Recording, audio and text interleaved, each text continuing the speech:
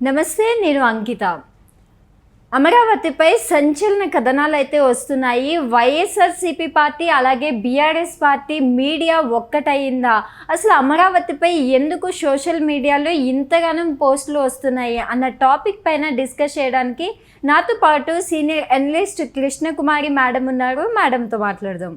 నమస్తే మ్యామ్. నమస్తే మ్యామ్, ఇప్పుడు చూస్తే అసలు అమరావతిపై సంచలన వ్యాఖ్యలు వస్తున్నాయి. అంటే ఇక్కడ చూసుకున్నట్లయితే చాలామంది వైఎస్ఆర్సీపీ పార్టీ అలాగే బీఆర్ఎస్ పార్టీ మీడియా ఒకటిగా కలిసి అమరావతిపై అనేక చెడు వ్యాఖ్యలు కల్పించాలనేసి అంటున్నారు. మనం దీన్ని ఎలా చూడొచ్చు? అంటే ఈ రెండు మీడియాలు కలిపి కావాలనే సోషల్ మీడియాలో ఇట్లా చేస్తున్నాయి అంటారా? ఇది ఒక దురదృష్టకరమైన విషయం. ఎందుకంటే అమరావతి ఏమి అందనంత ఎత్తులో ఏం లేదు, మామూలుగా నేల మీదనే ఉంది. ఇవాళ ఆంధ్రప్రదేశ్లో ఎక్కడ వరదలు రాలేదు.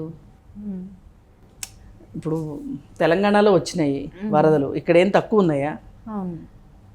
అసలు హైదరాబాద్ లాంటి ఎత్తైన ప్రదేశంలో హైదరాబాద్లోనే వరదలు వస్తున్నాయి, అమరావతిలో రావడం ఏం వింత? అలాగే కేరళని దేవభూమి అంటారు కదా, అలాంటి దేవభూమిలోనే మొన్న వరదలు వచ్చినాయి. ఎవ్రీ ఇయర్ చూస్తుంటాం. వయనాడులో చూసాం మనం. ఎంత భయానక దృశ్యాలు చూసామంటే అసలు చూస్తేనే అమ్మో, ఇలాంటి కేరళక మనం వెళ్ళాలనుకున్నది, ఇలాంటి కేరళలోనే మనం గడపాలనుకున్నది హాలిడే అని ఎవరికైనా భయం రాక మానదు. అలాంటి పరిస్థితి. అయితే మరి అలాంటి వేదభూమికే తప్పంది ఆంధ్రప్రదేశ్కి ఎట్లా తప్పుతుంది అనుకుంటాం. పోనీ ఒకవేళ నిజంగా జరిగితే కూడా, ఇప్పుడు వైజాగ్ వరదలు వచ్చాయా? విజయవాడకి ఎప్పుడు వస్తాయా? గుంటూరుకు వస్తాయా? కడపకు వస్తాయా? కర్నూలుకు వస్తాయా?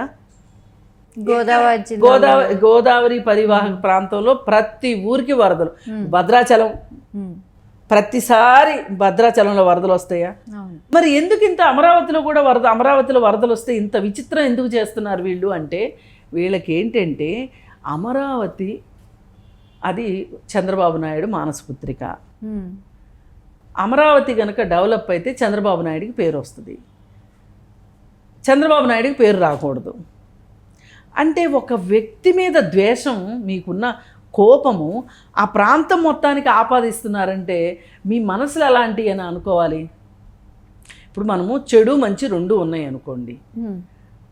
ఇప్పుడు ఈ మంచి జరగడం వల్ల అందరికీ మంచి జరిగింది, ఈ చెడు జరగడం వల్ల మరింత చెడు జరుగుతుంది అనుకున్నప్పుడు చెడు జరగమని ఎలా కోరుకుంటారు అసలు? ఇప్పుడు చంద్రబాబు నాయుడు ఒక్కడో ఒకవైపు, ఆ ప్రాంతం మొత్తం ఒకవైపు అనుకోండి. చంద్రబాబు నాయుడు మీద కోపం మీకు ఆ ప్రాంతం మొత్తాన్ని దెబ్బతీసేలాగా చేస్తే ఎట్లా?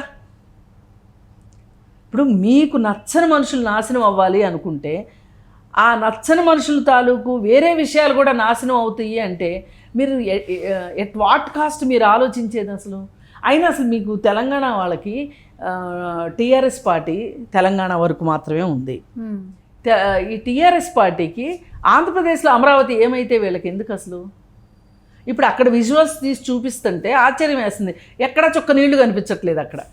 ఇప్పుడు ఏవైనా గుంటలు దవ్వినప్పుడు కన్స్ట్రక్షన్ కోసం గుంటలు దవ్వుతారు కదా, గుంటల్లో నీళ్లు నిలవటం సహజం. ఇప్పుడు ఇక్కడైనా ఒక సెల్లార్లు దవ్వుతూ ఉంటారు, సెల్లార్లో నీళ్లు నిలబడతాయా లేదా? వర్షాలు వచ్చినప్పుడు ఒట్టిగా నిలబడటం ఏంటి? ఆ పక్కనున్న బిల్డింగ్లు కూడా దానిలో పడుతుంటాయి వెళ్ళి.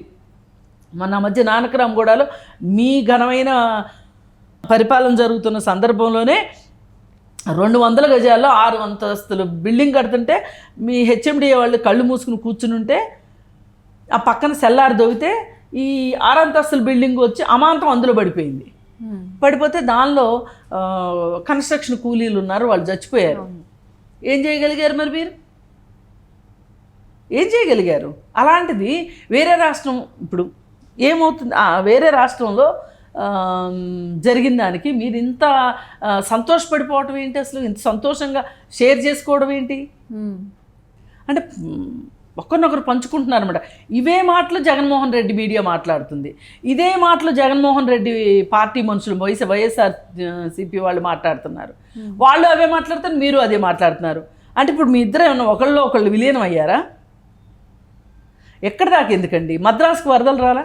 అవును, మద్రాసుకు సునామీ వచ్చింది, ఏం చేశారు? నగరం మొత్తం ఖాళీ అయ్యి వేరే చోటకి వెళ్ళిపోయిందా? లేదు.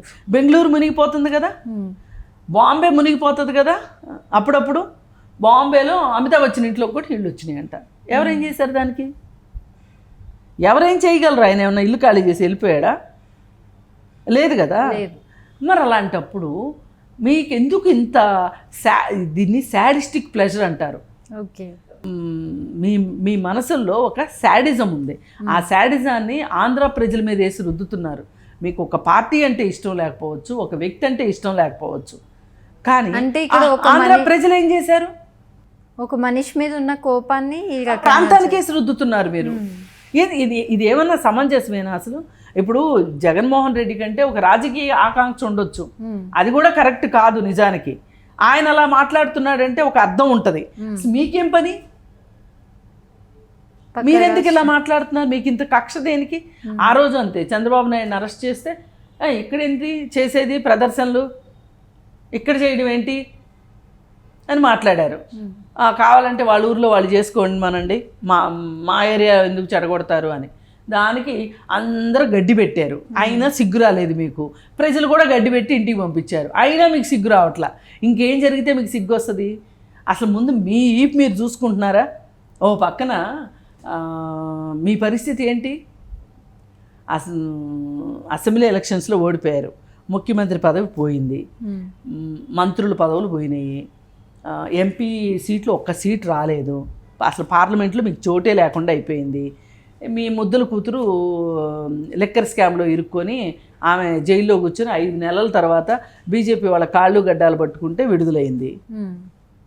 ఇంక మీరు ఏ మొహం పెట్టుకుని మాట్లాడతారు? అంతే కదా. ఇది వీళ్ళ కథ. ఇప్పుడు ఆయన కథ ఏంటి? 30 ఏళ్ళు ఉంటాను అని చెప్పి 151 సీట్లు వస్తే పరిపాలన చేయటం చేతగాక అప్పనంగా తీసుకెళ్ళి ప్రజలను పట్టించుకోకుండా, ఏమీ పట్టించుకోకుండా, చేస్తానన్నది ఏమీ చేయకపోతే ఇంటికి పంపించారు. ఎన్ని సీట్లతోటి? 11 సీట్లతోటి ఇంటికి పంపించేశారు.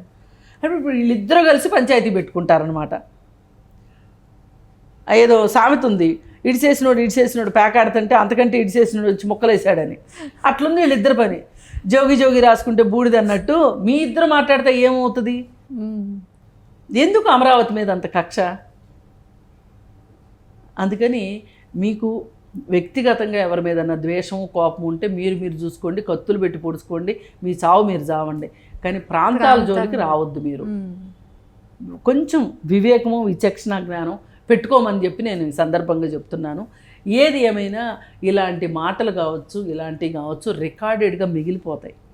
ఇప్పుడు మీరు ఒక హ్యాండిల్లో పెట్టారు ఈ మ్యాటరు, అది ఉండిపోద్ది. అవును. మరి అది రేపొద్దున మీకు ఎంత మిమ్మల్ని ఏమనుకుంటారు? అసలు మీ మానసిక స్థాయి ఏంటో చెప్పండి, మీ మానసిక స్థితి ఏంటి చెప్పండి. ఇప్పుడు రెండో వాళ్ళు నాశనం అయిపోతే మీకు సంతోషమా? అమరావతి నాశనం అయితే మీకు సంతోషమా? ఇప్పుడు పాత రోజుల్లో ఒక సామెత ఉండేది, నాకు లేదు అని ఏడిస్తే ఒక కన్ను పోయిందంట, వేరే వాడికి ఉంది అని ఏడిస్తే రెండో కన్ను పోయిందంట. అట్లా నీకు 2 కళ్ళు పోతాయి, ఇద్దరికి చెరొక కన్ను పోయింది.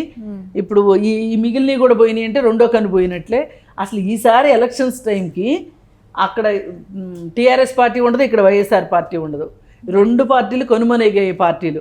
అందుకే వీళ్ళిద్దరు ఇట్లా మాట్లాడుతున్నారు, ఒకళ్ళకొకళ్ళు కావులిచ్చుకొని వాళ్ళకి జరిగిన బాధ కాళ్ళు ఏడ్చుకుంటా వేరే వాళ్ళు నాశనం అయిపోవాలని శాపనార్థాలు పెడుతున్నారు అనమాట. అది వాళ్ళిద్దరు పని.